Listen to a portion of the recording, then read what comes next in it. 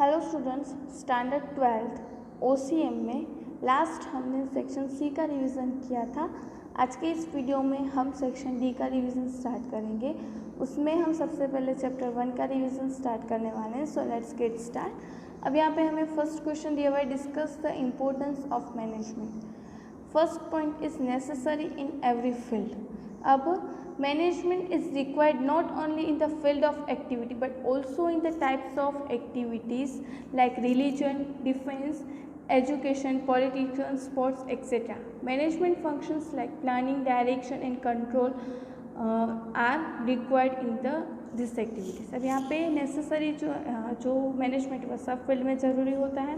उसके बाद next point is optimum utilization of resources. Management is make it possible maximum utilization of resources, land, machine, raw material etcetera.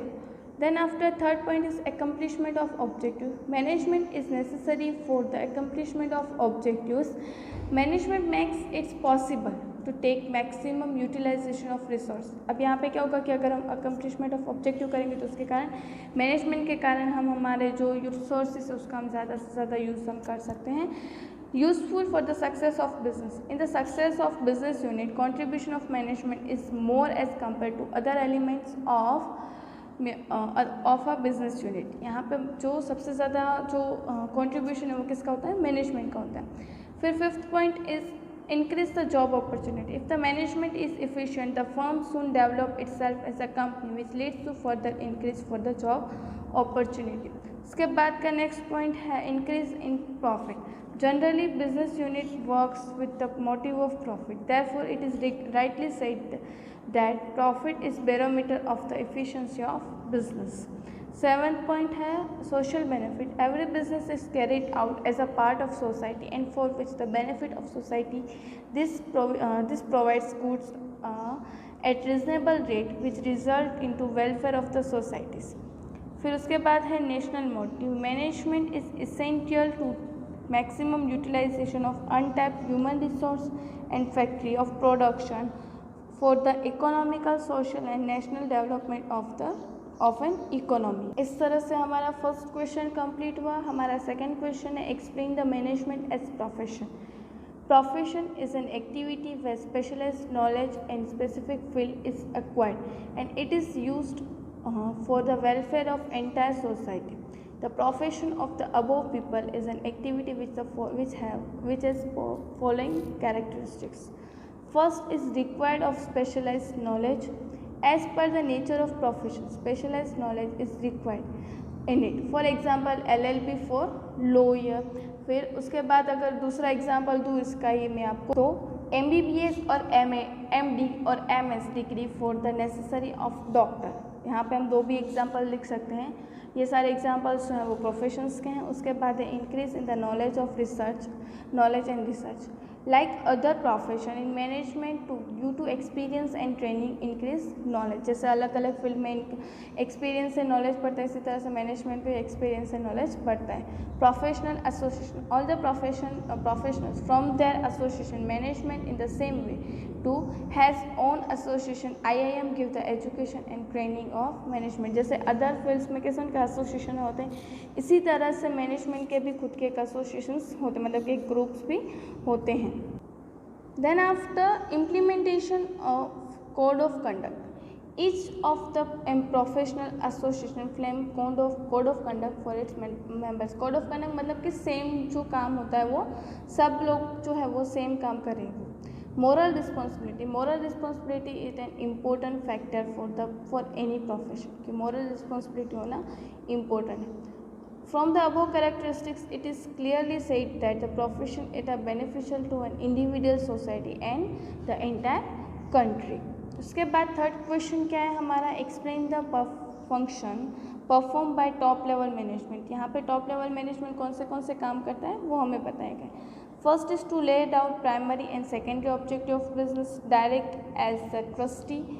Director act as the trustee of business enterprise, to select CEO and hire officers and assign to the authority and responsibility, to sanction the budget, to abide by law and to take care of interests of different shareholders of business to take strategic decisions by making long-term plans. उसके बाद का next question है give the difference between levels of management. यहाँ पे levels of management का difference लिखा है, top level, middle level and bottom level. अब यहाँ पे कौन से इंक्लूडेड होते हैं? Board of directors, MD, general manager are included. Middle level management में departmental officer, expert of various fields are included and bottom level management में supervisors, jobbers are included in it. अब यहाँ पे ऑथोरिटीज की होती है, authority and responsibility both are more. Comparability, less authority and responsibility are limited and bottom level में least authority while the responsibility are limited। अब यहाँ पे levels of management, top level management में numbers of workers are members are there, less number of members।